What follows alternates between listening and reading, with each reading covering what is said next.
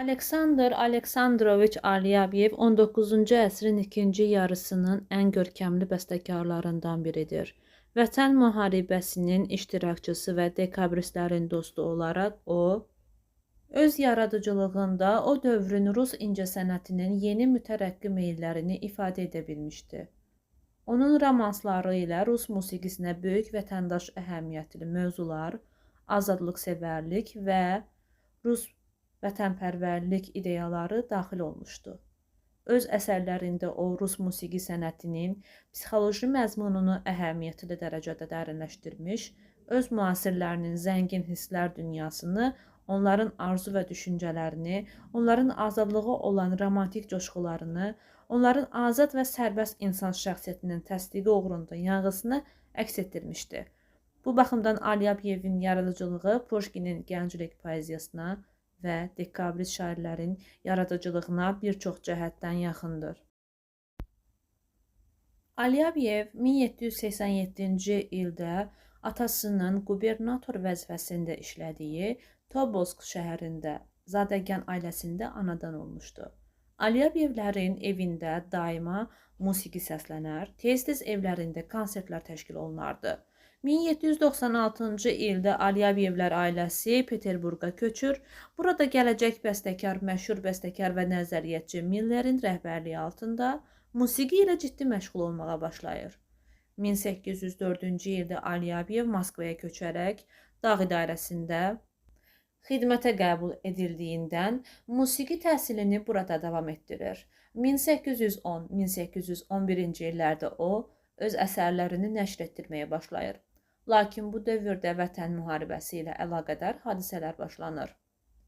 1812-ci ilin yayında gənc Alyabyev könüllü əsgər kimi Qusar alayına daxil olur. Müharibənin qələbəsinə qədər o, Rus ordusu sıralarında Moskvadan Parisə qədər olan yolu keçir.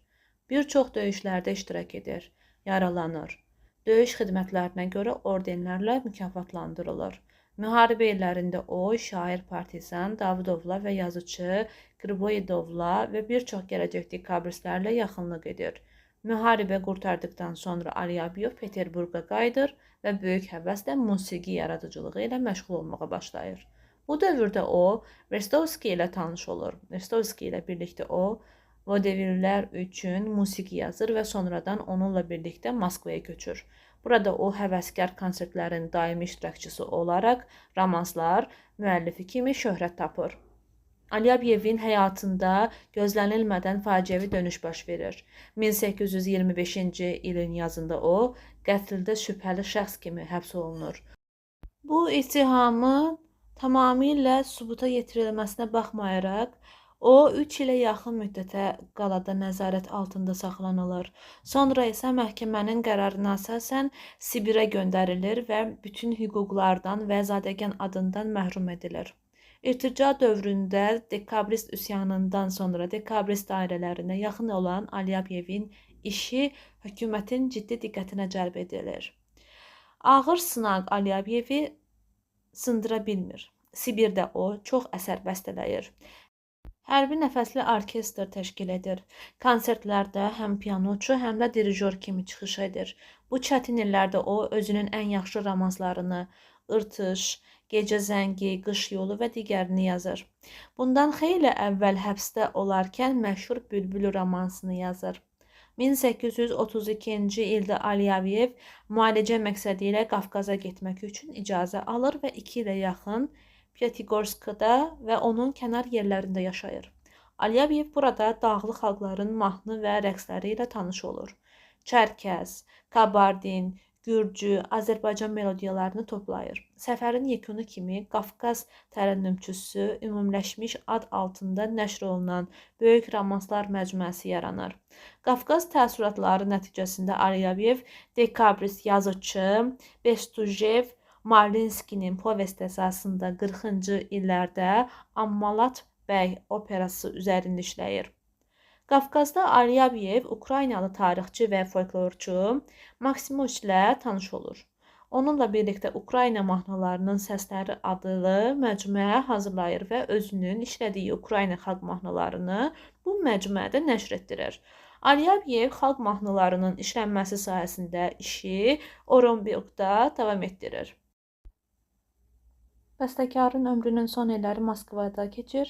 1843-cü ildə uzun sürən sərgərdanlıqdan sonra nəhayət Aliyevə polisin nəzarəti altında kütlə içərisində görünmək hüququ olmadan Moskvada yaşamaq icazəsi verilir.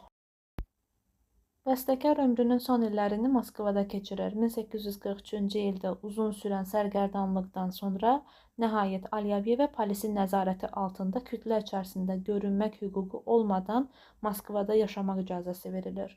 Aliyev yenə də çox bəstələyir. Moskvada o, Dargamurski ilə inqilabçı şair Oqaryov ilə tanış olur. Onun sözlərinə bir çox mahnılar yazır. 1820-ci illərin romanslarından sonuncu əsərlərinə qədər o, böyük inkişaf yolu keçərək hər tarixi mərhələdə Rus incəsənətinin qabaqcıl yeniliklərinə həssaslıqla yanaşır. Öz dövrünün qabaqcıl sənətkarları sırasında mövqe tutur. Aliyev 1851-ci ildə Moskvada vəfat etmişdi.